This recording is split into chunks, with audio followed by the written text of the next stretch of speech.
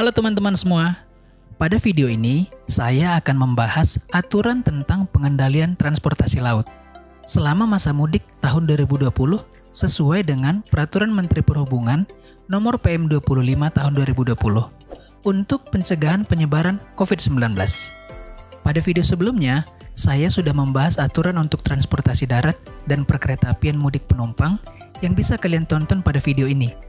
Informasi ini saya share agar teman-teman bisa memahami kondisi yang terjadi saat ini yang menimpa Indonesia karena pandemik COVID-19. Buat kalian semua yang ingin mendapatkan informasi terkait PM nomor 25 tahun 2020 ini, kalian bisa cek di deskripsi ya untuk mendownload file tersebut. Oke, langsung aja kita mulai dari pasal 13. Kalau teman-teman lihat halaman 8 pasal 13, di sana dijelaskan larangan sementara penggunaan sarana transportasi laut berlaku untuk semua kapal penumpang. Larangan ini juga berlaku untuk kapal penumpang yang melayani penumpang untuk pelayaran mudik dalam satu wilayah provinsi, kabupaten, atau kecamatan yang menerapkan PSBB. Dan berlaku juga untuk pelayaran antar provinsi, kabupaten, atau kecamatan dengan ketentuan pelabuhan asal, singgah, atau tujuan merupakan wilayah yang menerapkan PSBB.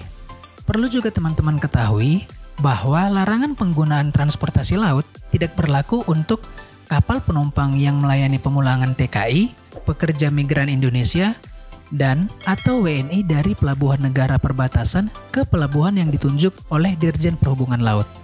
Kapal penumpang yang melayani pemulangan anak buah kapal WNI yang bekerja di kapal niaga atau kapal pesiar yang dioperasikan oleh perusahaan asing dari pelabuhan domestik yang digunakan sebagai titik debarkasi anak buah kapal WNI setelah kapal penumpang mendapat izin persetujuan melakukan debarkasi pemulangan anak buah kapal WNI dari gugus tugas COVID-19 daerah dan gugus tugas COVID-19 pusat menuju ke pelabuhan daerah asal anak buah kapal WNI. Kapal penumpang rutin bukan mudik untuk pelayaran lokasi terbatas dalam satu aglomerasi kecamatan dengan ketentuan dan persyaratan pelayaran dilakukan antar pulau atau pelabuhan dalam wilayah satu kecamatan yang tidak dalam penetapan PSBB atau zona merah penyebaran COVID-19. Kapal penumpang rutin bukan mudik untuk pelayaran lokasi terbatas dalam satu aglomerasi kabupaten dengan ketentuan dan persyaratan pelayaran antar pulau atau pelabuhan dalam wilayah satu kabupaten yang tidak dalam penetapan PSBB atau zona merah penyebaran COVID-19. Kapal penumpang rutin bukan mudik untuk pelayanan lokasi terbatas dalam satu aglomerasi provinsi dengan ketentuan dan persyaratan pelayaran antar pulau atau pelabuhan satu provinsi yang tidak dalam penetapan PSBB penyebaran COVID-19.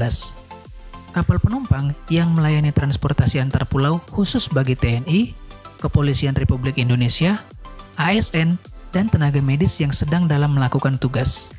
Kapal penumpang dapat diizinkan beroperasi untuk mengangkut barang logistik yang meliputi barang pokok dan penting, obat-obatan dan peralatan medis, dan barang esensial lainnya yang dibutuhkan daerah jika jumlah kapal kargo tidak mencukupi untuk melayani suatu daerah.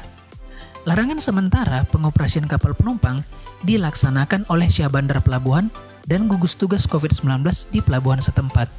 Bentuk pengawasan ini berupa pos koordinasi sebagai titik pengecekan yang dilaksanakan pada akses utama keluar dan atau masuk pada terminal penumpang di pelabuhan. Dijelaskan lagi bahwa setiap perusahaan transportasi laut wajib mengembalikan biaya tiket secara penuh atau 100% kepada calon penumpang yang telah membeli tiket untuk perjalanan pada tanggal 24 April sampai dengan 31 Mei 2020.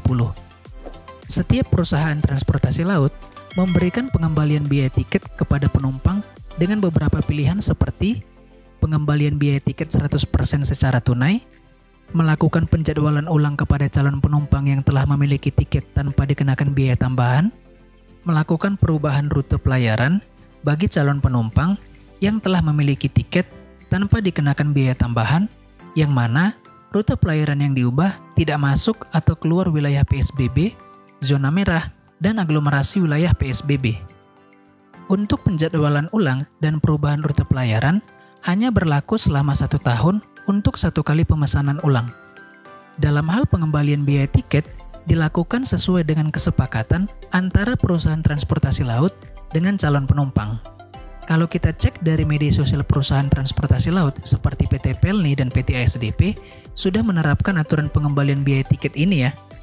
Jika terdapat perusahaan transportasi laut melakukan pelanggaran dengan tetap mengangkut penumpang pada tanggal 24 April sampai dengan 7 Mei 2020, maka akan diberi peringatan tertulis, dan jika melakukan pelanggaran pada tanggal 8 Mei sampai dengan 31 Mei 2020 akan dikenakan sanksi administrasi berupa tidak diberikan pelayanan di pelabuhan sampai dengan pencabutan izin surat izin usaha perusahaan angkutan laut atau SIUPAL sesuai dengan tahapan yang diatur dalam ketentuan peraturan undang-undang.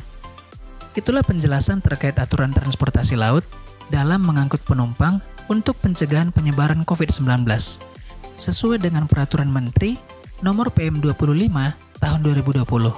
Semoga video ini bisa membantu teman-teman agar dapat mengerti dengan aturan yang diberlakukan oleh penyelenggara transportasi laut ya.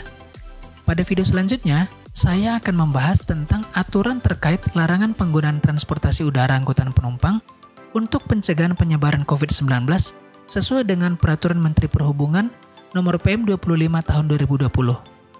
Jadi, cukup sekian dulu untuk video kali ini, dan sampai jumpa pada video selanjutnya.